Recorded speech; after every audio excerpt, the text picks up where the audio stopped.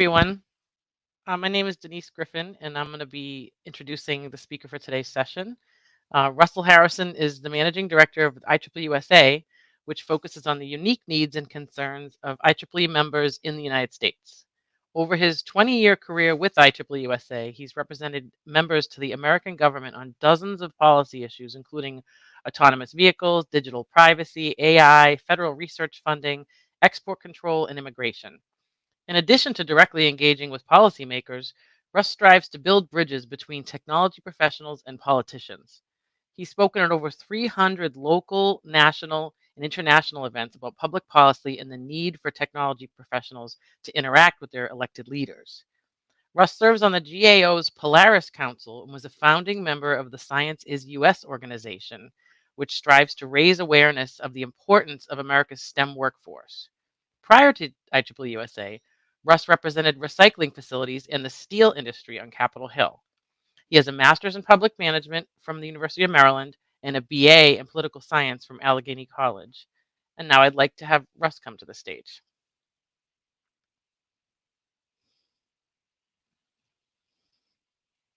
Good morning, everybody. There we go. It's an honor to join you all this morning, and for those of you from the rest of the world this afternoon or this evening, wherever it is you are, let me pull up my slides here, and we shall get going.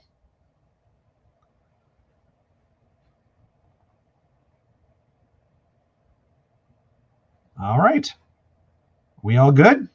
Let's assume we're good. Good morning. I am Russ Harrison. I'm, as Denise mentioned, Managing Director of IEEE-USA in Washington, D.C. IEEE-USA is the piece of IEEE that looks out for the unique needs of IEEE members in the United States. Now, make it clear, we don't work for American IEEE members. Anybody that lives in regions 1 through 6 are the folks that we look out for, and it is a tremendous honor to do so. What we're going to talk about today is the intersection between AI, artificial intelligence, and public policy. Now, because I work in the United States and work directly with the U.S. government, my comments will be very U.S. specific. However, almost every government in the world is dealing with exactly the same problems, and IEEE's role in that process is the same everywhere. The fact is, and I'll give away the punchline of my presentation right up front, governments are struggling to figure out how to deal with AI, how to regulate it, how to control it, how to make sure it benefits the entire public. Technologists, IEEE members, computer programmers, software engineers, have a role and a vital role to play in that process. The fact is, most governments don't have the background, they don't have the expertise, they don't have the time to really understand AI. Well, you do, and helping them catch up is vitally important to society, but it's also a great opportunity for you, for IEEE, and for technologists in general. But let's start by talking about what's going on. Just to get things set up, you all know AI was basically a dream 5 years ago. It was this technology that, other than many IEEE members, most of the public thought was just out there. Someday it would become important, but not today, and certainly not in our lifetime. And then suddenly it wasn't. Going from not here to here in 5 years, in some cases 2 years, is simply too fast for governments to work. Decision-making process just isn't that quick. And this is not unusual. Technology often outpaces the ability of governments to respond to it and to regulate it and control it. The difference now is that AI is just much, much quicker and much more powerful than most technology as it emerges onto the world stage. Moreover, AI is incredibly complex, and you can't see it. When autonomous vehicles started to become a thing, policymakers could look at a car and kind of understand what was going on. I mean, they couldn't understand the programming, but they could kind of understand the challenge involved because they could see it. Can't see AI, which makes it much, much more difficult for policymakers to get their head around what's going on, which has to happen before they can appropriately and properly regulate it. AI is also much, much more powerful than most technologies. It has the potential to impact every corner of society in ways that, well, most people, other than IEEE members, really haven't even started imagining yet. And the truth of the matter is, AI could destroy the world. Probably won't. We're pretty sure it won't. But it's possible. Alternatively, AI properly deployed has the potential to benefit the public in almost an infinite number of ways, increasing safety, security, prosperity, health of people all over the globe. The difference between those two outcomes may hinge on how governments deal with AI, which has to be a partnership between technologists, you, and governments. And that's what we want to talk about here today. Let's kick off with what's going on in the US. The first big move in this space came from the White House. President Biden issued an executive order last October instructing the federal government in the United States to do a bunch of things, which we'll get to in a second. But I want to talk a little bit about what an executive order is, just to make sure we all understand each other. The President of the United States does not have the authority to make laws. That has to come from Congress. What an executive order is an order from the President of the United States to the U.S. federal government, instructing the government to do certain things within the context of existing law. And that's all that President Biden did here. Now, the statement is important, but it isn't actually law, and it doesn't last once President Biden stops being president, which could be in January. All the same, this was an important first step in getting the federal government's head around AI as a technology. And the statement does a lot of things. If you want to read it, it is online. I just showed you a picture of it. Unfortunately, the link to that picture is like 6 lines long, so it's impossible to put into a presentation like this. But if you Google White House Biden Executive Order AI, that is what will pop up. Among the things the bill did, tells companies they have to share safety and testing information with the government. Now, that doesn't mean all governments in all cases, because the president doesn't have that authority. But certain companies doing work on certain types of AI technology have to share information proving that it is safe with the government, which is a good step. The order calls for the development of standards, tests, and tools to ensure the safety and trustworthiness of AI, though it doesn't really define that particularly well. Calls for standards to protect against AI fraud and deepfakes. This is what the government really cares about. I think most of you know there is going to be an election here in the United States this year. Most people expect deepfakes to play a role in that election. We expect to see videos and pictures of the major candidates doing and saying things that they did not actually do. Congress and the White House, everybody involved in politics, are very aware of this, very concerned about it, and are trying to get ahead of it. And this was the first attempt to do that. It calls on the development of tools to protect personal privacy from AI, to promote a fair, open, and accessible AI ecosystem, which we have information on that I'll talk about in a minute, and calls for the development of standards for government procurement of AI systems. That is, if the federal government is going to buy a product that uses AI to provide services to the public, the government needs to make sure that it meets certain standards before they do that. A lot of this is very general, which executive orders always are, but the result of this executive order has been a flurry of activity with the federal agencies to try to implement it. And IEEE and the IEEE Standards Association has been part of those conversations. Additionally, before I move on, I wanted to tell you the President's Council on Advisors in Science and Technology, this is PCAST, which is a very high-level advisory panel that communicates directly with the White House, will have a meeting on this executive order on the 23rd. That meeting will be public. You can watch it online. There's the link, whitehouse.gov/pcast/meetings, for you to get access to the meeting and watch it. It will also be recorded and available publicly. Now, PCAST sounds like a very powerful organization, and it only kind of is. It does provide advice, it does provide information, but it doesn't set policy for the most part. But what this session will show you is how the US government is starting to think about AI policy, how important people in the policy setting world are confronting the technology. So it should give you an interesting background in what's going on. So that was the executive order. More importantly, in the long run is what Congress is doing, because Congress makes the laws. And there are three big laws, actually now four, that Congress is toying with specifically on AI. And what is exciting is that IEEE and IEEE members are involved in the development of all of these pieces of legislation. The first and the one that has moved along the farthest is HR, that's House Resolution 5077, the Creating Resources for Every American, blah, blah, blah. It's the Create AI Act.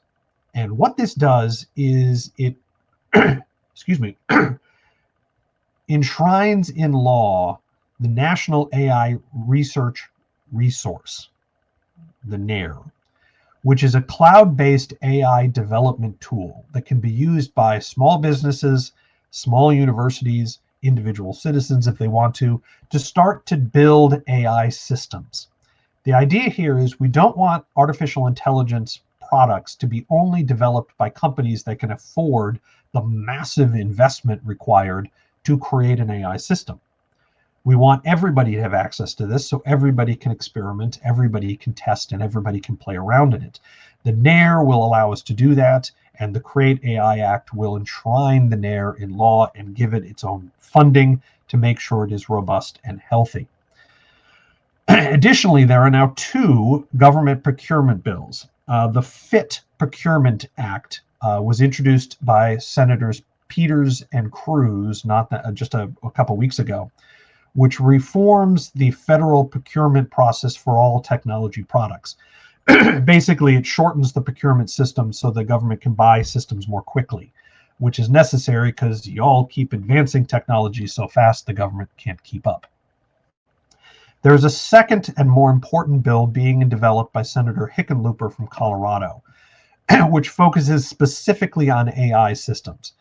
The executive order calls on the federal government to develop standards for the procurement, the purchase of AI systems. Senator Hickenlooper's bill will put that requirement into law. It hasn't been named yet. Senator Hickenlooper is working with a bipartisan group of senators to develop the legislation, which we expect to see soon. Then there is the Protecting Consumers from Deceptive AI Act, which is attacking deepfakes. This is going to get a lot of attention on Capitol Hill. Like I said, it is very important, and a lot of legislators are very concerned about it.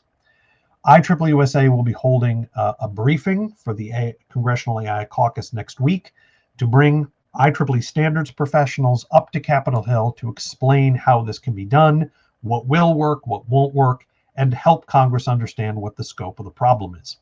Now, like I said, all of these bills were drafted with direct input from IEEE members. Congress has been very proactive in reaching out to technologists, and IEEE in particular, for advice and suggestions on what should be done. Congress understands that it doesn't understand AI. And they've been good about reaching out to us to allow us to help them understand it, which is all very exciting.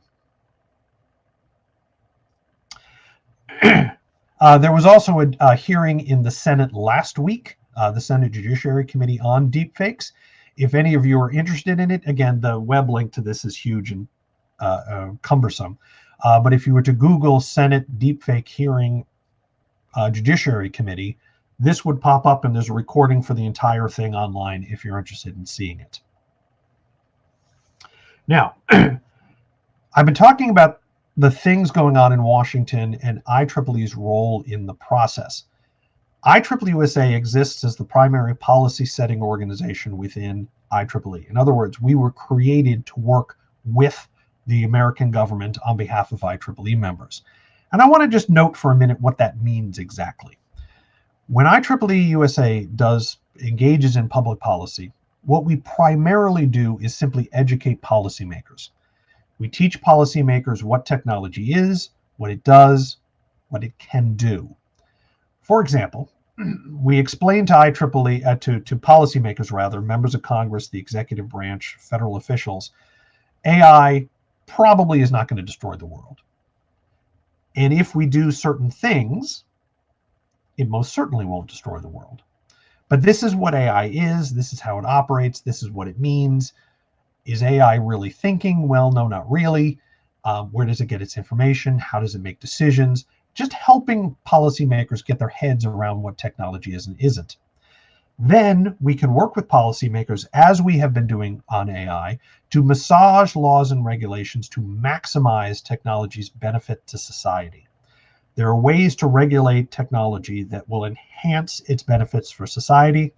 There are ways to regulate technology that will make it worse. There are ways to regulate technology to shut technology down, which we, of course, want to avoid. When the better policymakers understand technology, the more likely they are to pass legislation to encourage technological innovation and to help technology maximize its benefits to society, all of which is good for IEEE members and those of you who are involved in developing these technologies. In general, we support policies that support technology and technologists, and occasionally we fight to protect technology professionals and their careers from legislation that would do you harm. So how do we do this? Well, IEEE generally and IEEE-USA specifically have certain political assets that we can use to influence policymakers. And again, I'm talking about this in the context of the United States, but most of this is true for all of IEEE all over the world. It's not true. Our first asset that we have to talk about is simply IEEE's name, history, and reputation. IEEE was founded by Alexander Graham Bell and Thomas Edison in 1884. We had a different name, but the institution has been around literally since electrotechnology first started being created. That history, that depth of knowledge, the depth of experience for you, our members across all fields, is simply unrivaled by any other organization, well, in the world, really. And that history and depth of experience is incredibly valuable to policymakers. And so that's where we start. To put it bluntly, they should listen to us because we're us. And that carries some weight. We are big. We are everywhere. We have resources. And I'm not just talking about money here. And I'm actually not talking about money very much at all here. The fact is, we have people engaged in developing and using and implementing technology all over the world in all the technology fields. And that resource is incredibly powerful. We do have experienced staff. Here in the United States, we have 4 full-time professionals working with the US government. The Standards Association has staff working on this. European Public Policy Committee has staff working on this. And so you as members have resources within IEEE you can go to for help in doing this. But the bottom line is our number one political asset is you. Volunteers, members of IEEE who know what you're doing, you know things about technology, you know stuff. And you are involved in technology all across the technology spectrum and frankly, geographically all across the world. Any place there are people using electricity, there are IEEE members, except North Korea, which is a whole different problem. But other than that, we're everywhere. Here in the United States, IEEE has members in every single congressional district, and there actually aren't very many groups that can say that. And in politics, people matter. And the fact that we have that depth of expertise and geographic dispersion makes us almost unrivaled in the political space for helping policymakers understand everything, and we are unrivaled in helping policymakers understand technology. Here in IEEE-USA's advocacy work is done primarily through our 7 policy committees. Government Fellows up there is a separate committee, doesn't really do policy. As you can see, we cover a wide spectrum of policy concerns. Our political agenda for 2024 and 2025, for 2024 are the 2024 and 2025 federal budgets. The 2024 fiscal year budget was just approved a couple weeks ago, and we're just getting going on the 2025 budget, which will be late. AI is, again, one of our top priorities, working on all those bills we just talked about, helping policymakers understand the technology and helping them find a productive way forward. We're very active on energy policy issues this year, less so than we expected, just because we thought Congress was going to get active on this and they just didn't. And we're very active on space policy this year. There's a lot of work going on behind the scenes to help the United States government figure out what to do about commercial spaceflight. Again, technology moved a lot faster than policy. 10 years ago, there was NASA, and that was it here in the United States. All space exploration activities was done through the government, and that was true around the world as well. And now it's not. SpaceX and some of the other private space companies are starting to change what NASA is. They're starting to change what is possible. They're starting to change where the problems are. And the federal government needs to get its head around that, and is typically the case, it's behind the curve, and we're helping them catch up. I want to tell you about an event that happened just a week or so ago, our Congressional Visits Day. IEEE-USA holds one of these events every single year, usually in the spring, where we invite every IEEE member in the United States. Again, not every American IEEE member. Everybody in regions 1 through 6 is invited to participate. We invite you to come into Washington, D.C. for 2 days. First day, we train you, teach you what's going on, how to talk about it. Day 2, you spend the day on Capitol Hill, meeting with members of Congress and talking about the issues that are of concern to you. This year, we had 160 members participate, which beat our previous best year by about 60 participants. We met with 162 members of Congress, which is a little better than a third of the legislators up there, to talk about the federal budget, to talk about AI, specifically the Create AI Act, and ask legislators to support it, and then to talk about workforce development. This is workforce programs in the CHIPS Act in particular, but also immigration policy and making it easier for high-skilled immigrants to become American citizens. The meetings went great. We had some fantastic high-level meetings with senior members of Congress. Little complication because the Japanese Prime Minister was here giving an address to the joint chambers of Congress at exactly the same time, which frankly was kind of cool too. But it meant a lot of our meeting members got canceled because our members of Congress were meeting with the Japanese Prime Minister, which for reasons I can't understand, they prioritized. But we didn't meet with senior staff, which is just about as good. So this happens every year, and any of you who are in the United States who wish to participate next year, look for registration to open right after New Year's, and you are all encouraged to attend. We did have a good student contingent this year. Lots of students from around the country joining us. And frankly, students make excellent advocates for these kind of meetings because you're the same age as many of the congressional staffers we meet with. And members of Congress just like working with you. And it makes for a very exciting meeting to pair you with more senior IEEE members for very dynamic and effective meetings on Capitol Hill. The bottom line on all this is public policy is a team sport. The more players we have, the better we will be at it. And all of IEEE's advocacy activities, all of the interactions we have with governments all over the world are better the more members are engaged. And so we encourage those of you who are in the United States to contact IEEE-USA to ask to be part of our efforts. And if you are not in the United States, reach out to IEEE locally, wherever that is, to speak up, to say that you are interested in joining their efforts. And if there are no efforts where you are, well, you should start them. And IEEE-USA is always a resource to any IEEE member who wants to get into government policy wherever it is that you are. This is who we are at IEEE-USA. This is my senior staff, Melissa Carl, who does workforce and professional development activities, including some of our conferences and workforce policy events. Eric Heilman is our Director of Government Relations. He's in charge of all of our policy efforts, including our AI policy. And John Yaglinski is our Communication Specialist here in Washington, D.C. IEEE-USA is the eyes, ears, and voice of technology professionals in the United States. It is our job to represent you to the US government. And I intentionally used the wrong form of the word to be in that statement. We are the eyes, ears, and voice because we are a collective group of 150,000 technology professionals in the United States, as well as your staff in Washington, D.C. And it is our collective job to help policymakers understand and respond to the work you are doing in whatever form of technology you are doing it. I would love to work with all of you. I would love to know more about what you're working on and how we can serve your interests.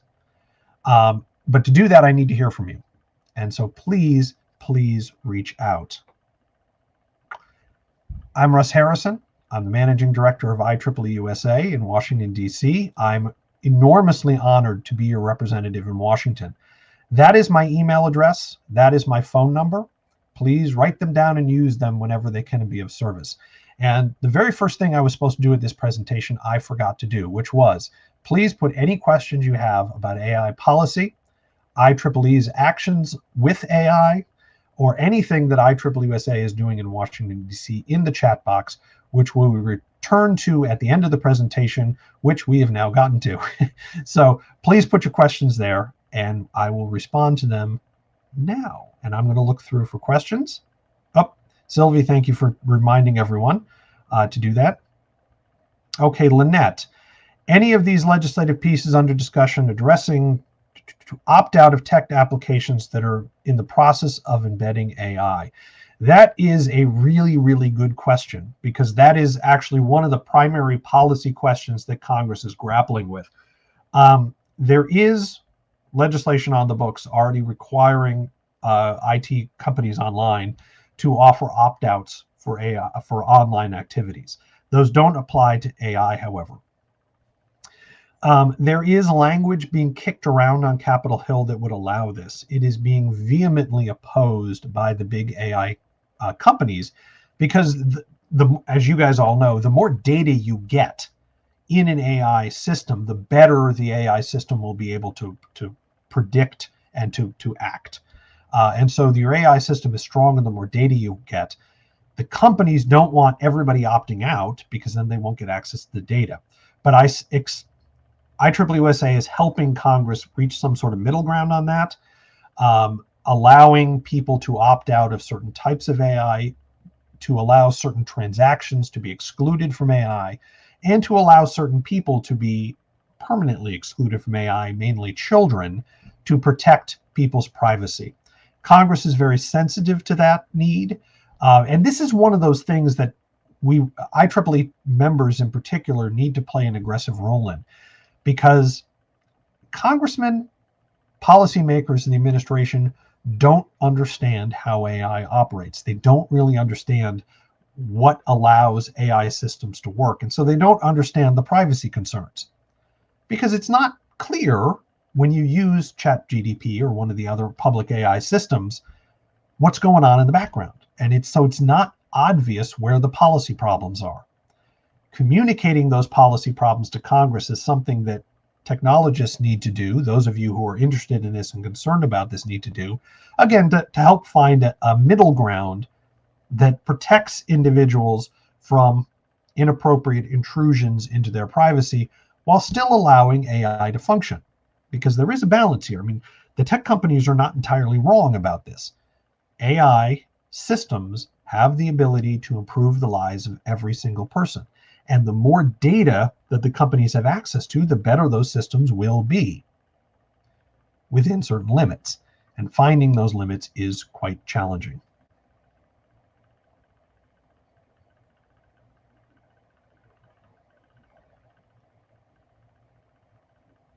Okay, Sylvie, I'll respond to your question.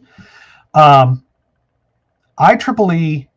for those of you who haven't really engaged in IEEE, you should know that IEEE is like a ginormous playground that allows technologists to do stuff. Pretty much anything you can think of, whether it's conferences or publications or communicating or social events or getting involved in the tech community locally.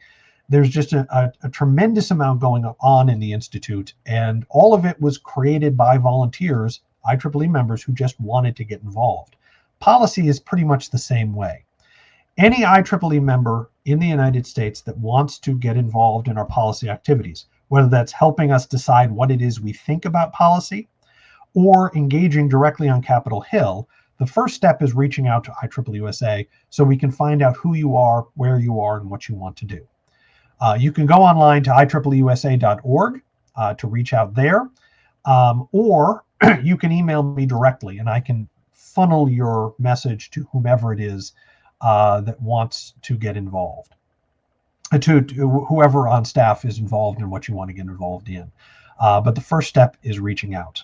Some more specific activities. I mentioned our policy committees earlier. We have 7 policy committees centered around different types of technology. What those committees do is write the formal position statements that determine what we as an institution think about a policy. For example, we are in favor of research and development. That's easy. But we also have some very specific thoughts on how SBIR grants, those are small business research loans, from the US government, should be structured. Who should get them? What should those people be required to do? What are the reporting requirements? IEEE-USA has worked directly with the Small Business Administration in the US government to help craft policies to encourage and promote and support small technology companies. I was part of those negotiations, but I actually don't know what it takes to run a small technology company. So I needed help from people that run the small technology companies to understand how SBIR grants should be structured to make them as effective as possible. And so our R&D policy committee helped find those people, gather them together, gave them a forum to talk about the unique experiences so that we can craft policies that would be as helpful as possible. Any IEEE member in the United States is entitled to be part of those committees. That includes student members. If you are interested, we will put you on the mailing list. You will see all the email that go back and forth talking about all this stuff, and you are welcome to comment and be part of those conversations if you wish to do so. You will also have access to our meetings and can listen in. Now, technically, we have members of the committee and the number of members is limited. And then we have corresponding members who aren't voting members of the committee. But the reality is our committees almost always operate on a consensus basis, and anybody who participates will be listened to and will have a voice in what we decide. Other activities, we do meetings and events around the country, which are all delineated on our website. IEEE-USA also has a growing library of webinars, ebooks, articles, and other materials on workforce development issues to help all of you start your careers and have the most rewarding careers possible.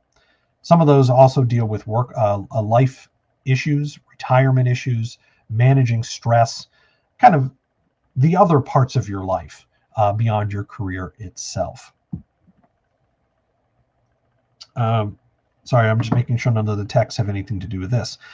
Nancy, good to see you. Thank you for letting me participate in this event. I always love working with Eta Kappa Nu, which I continue to think is one of the most exciting and dynamic parts of IEEE, which is saying something because this is a pretty cool organization. How many members of Congress are engineers or technologists? And the answer is it depends on what you define as a technologist. For example, Senator Masto from New Mexico worked for a help desk company. So she wasn't, if you look at her background, she's not really a technologist, but she helped run a help desk for a long time, which allowed her to understand the technology, but more importantly, the life of someone in the technology business. So is she a technologist? Kind of. She's an ally. That's really all we want. There are a number of members of Congress that have backgrounds in engineering specifically. Daniel Webster There is a Congressman, Daniel Webster, he's from North Florida, has a degree in electrical engineering from Georgia Tech. He put it to work helping to run his company's air conditioning company. It's air conditioning and heating, but in North Florida, it's basically air conditioning. There are a couple of members of Congress who are former IEEE members. Congressman Tom Massey from North Kentucky has a degree from MIT, after which he founded a software company in Boston, worked in Boston for a long time successfully, sold his company for a large amount of money, moved back to Kentucky, bought a horse ranching farm, and now represents North Kentucky in Congress. Congressman Obernolte from Eastern California he developed software for computer gaming companies back in the 80s and 90s. He worked for Nintendo and a bunch of the other companies. Congressman Obernolte has the distinction of being the author for the worst selling Nintendo game in history. He laughs about this. We've talked about it actually. It was a computer game called Color My Pony, and the idea was to create a digital coloring book for children, young children, except that it turned out young children preferred to use actual crayons. The upside of this is that Congressman Obernolte's game is now one of the most valuable Nintendo games out there because it is so rare. They sold so few of them. But he still owns a software company that makes sports games. He tends to specialize. He doesn't do basketball and football and baseball, some of the big ticket games, but he does some of the second tier sports like highlight and rugby and sports like that. But he is a successful computer programmer who has tragically lost his way and become a member of Congress, but he's still an ally of ours. So overall, there's a couple dozen members of Congress with technical backgrounds. There are a surprising number of veterinarians in Congress, not technologists, but they certainly are sympathetic. There are a number of scientists, including Congressman Forrester from Illinois, who used to run the Argonne Lab outside of Chicago. What's happened, by the way, over the last 20 years or so is the American public have become much more comfortable electing people from unusual backgrounds to public office. President Trump would be a prime example of that, but there are lots of other examples in Congress of people from, it used to be you were a lawyer or a business person or a politician to get elected to Congress. Now we have a much broader array of backgrounds represented in Congress, including engineering and engineers. We're starting to see computer people, including Obernolte and Masto from New Mexico. People with, excuse me, not New Mexico, it's Nevada. I knew I was saying something wrong. She's the senator from Nevada. But we're seeing computer people get into Congress now as well, which is very healthy and very helpful to all of the work that we're doing up on Capitol Hill. Interesting question from Lynette on loss of public trust. I guess that's not a question, it's a statement. Oops, I skipped somebody. Sorry. Oh, excellent question. Also from Nancy about moving towards privacy regulation like GDPR in Europe. This is interesting politically. So the idea is Europe passed GDPR, which is a very strong personal privacy law dealing with online interactions. And it requires companies to do a bunch of things to protect the privacy rights of people using their services online. And it is a very expansive and very punitive law. In other words, if a company gets it wrong, it's really expensive. The United States looked at doing the same thing, but Congress has been flat out unable to do it. In the meantime, California has passed a law that is similar to GDPR, different in certain respects, that has become the de facto American law. The reason for that is that the California law is written very broadly, and a lot of the companies are located in California. And so even if you are in Delaware, dealing with a company that's located in Florida, the transaction is likely to go through a company in California, and thus the California law applies. The issue for Congress now is most companies are now complying with GDPR, because if you have any global reach, you're going to bump into Europeans, and thus GDPR is going to cover you. And so the companies have already kind of figured out how to comply with it. And if they haven't, they're definitely complying with the California law. The issue for Congress is, if Congress passes a law covering all 50 states, which it really needs to do, the question is, does that law override the California law? Republicans generally say yes. The point of having a national law is consistency across all the states. The Democrats, including the 40 or so Democrats from California, generally want the California law to remain in effect and then have the national law apply to any state that doesn't have a privacy law. And there are about 20 other states that do, although most of them are not nearly as important as the California law. As a consequence, we have kind of a hodgepodge of laws in the United States, none of which are as powerful as GDPR in Europe, which leaves the United States without a say in global policy law, which is kind of unfortunate. Congress is working on this. Unfortunately, the law has gotten tied up in partisan politics. I expect that they will pass a law at some point, and next year is a good year to do it after a presidential election. But it's been tied up in politics for about 2 years now, which is extremely frustrating. Lynette commented on some significant losses to public trust, which is true. Public trust of all institutions across the United States and more broadly globally is at all-time lows. There's a quotation from Clark, a big-time science fiction writer, which says, and I'm going to butcher the quote here, but it's something along the lines of, once technology becomes suitably advanced, it becomes indistinguishable from magic. And the idea there is that if people can't understand technology, it might as well be magic, because it doesn't really matter to them. And this, ladies and gentlemen, is very magical. Most human beings do not understand how your cell phone works, except in very, very general terms. In which case, there might as well be magic gnomes living inside of this thing, making it work, for all most people know and will ever know.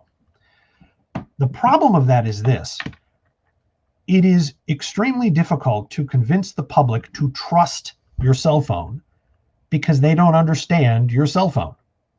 And as a consequence, we as technologists have got to work extra hard to make sure that we're taking the steps necessary to protect the public from things that can go wrong with cell phones. Because if we lose the public's trust, they will respond by turning off the technology. And I mean by passing legislation that won't let us do what we like to do. And that's a problem. And it needs to be confronted directly.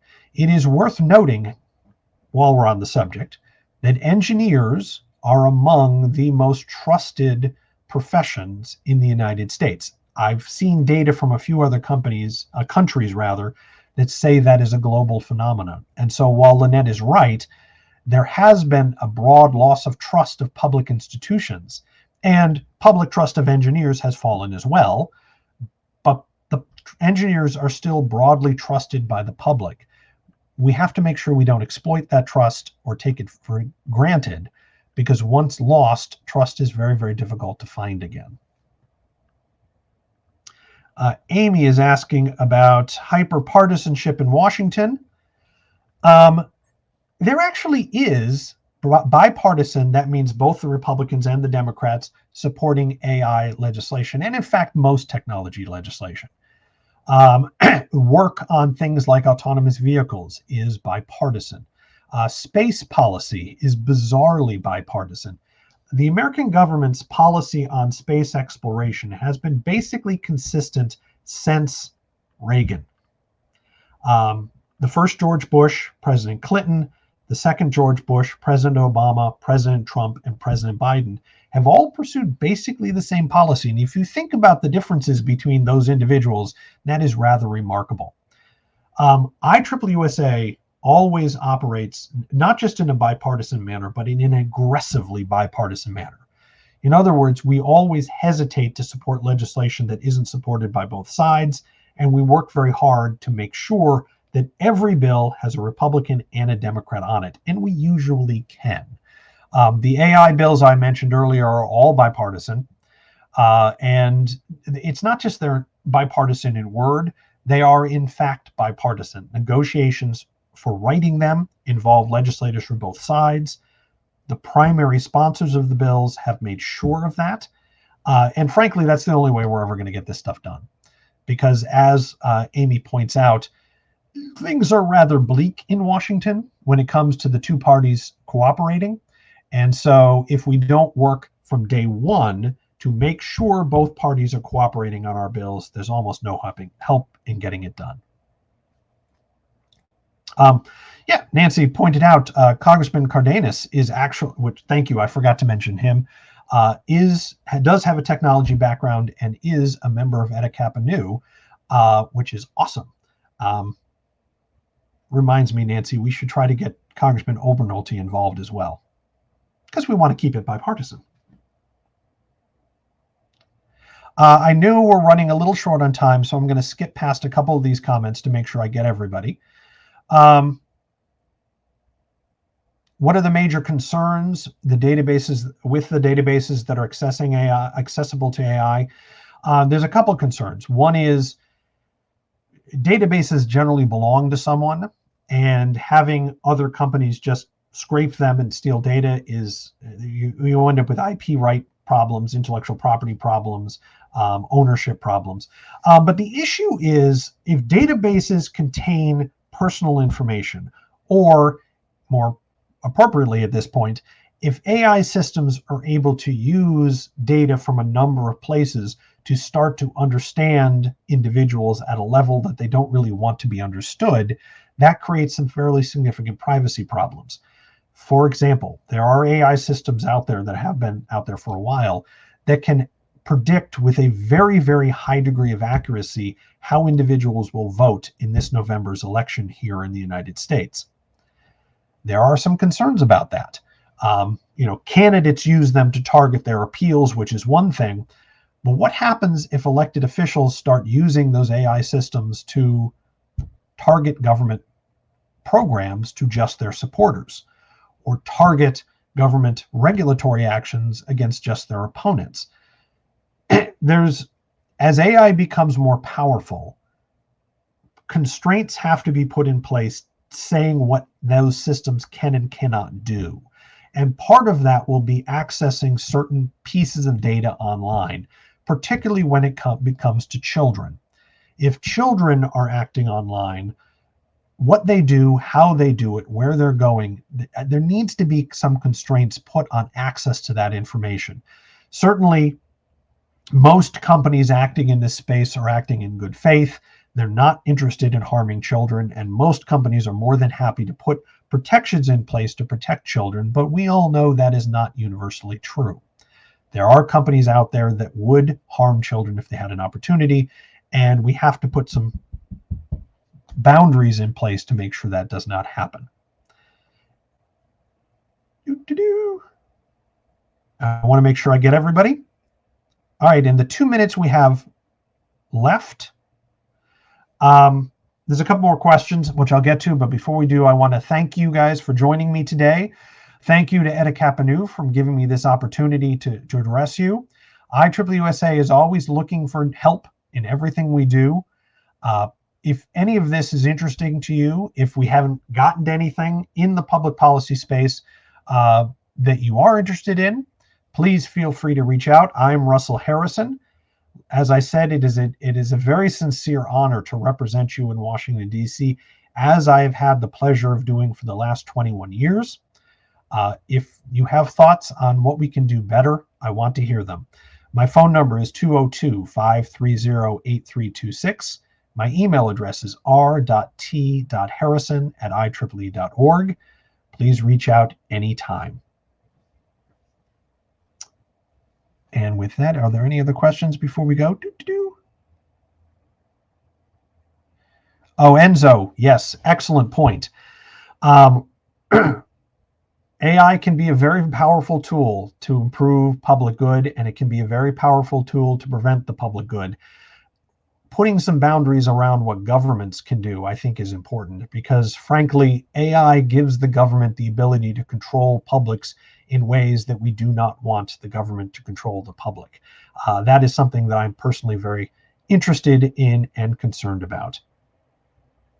And I think we are at time. Thank you all for joining us today. Thank you, Nancy and the EdICAPA team, for giving me this opportunity. And please let me know if there's anything you want to talk about that I didn't get to. Thank you very much.